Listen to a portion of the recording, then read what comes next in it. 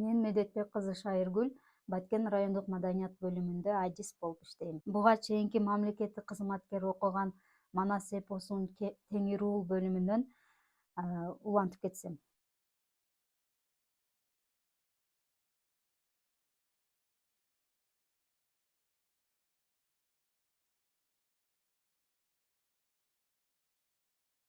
Алооке ошентип чапты таласты.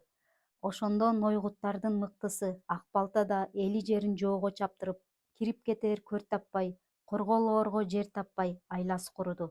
Өлүү болсок бир чуңкурда, тирүү болсок бир дөбөдө бололу деп төрөнүн уулу Орозду абамын жакыбына барайын деп өлгөндөн калган журтун жыйып, чачылгандан калган мүлкүн жыйнап таласка келди. Жакыптан элебирээк 17-ни карап калган Ак балта 17-имди чогултуп, карып болгон байды баш көтөрүп, коюу короолош, ашы жоролошкондо.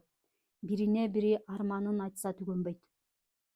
Озондоп отура бергенде болбос деп, азганактай журтту көчүрүп, ордонун 4 бир тегерене боздошуп, талас менен коштошуп, өтөктөп күркүрөө багыт алса, ал жак Алоокенин астында өрт таяна жүрсө кайберен өтчү өтмөк бар деп ошону бет алып тоо таяна көчтү.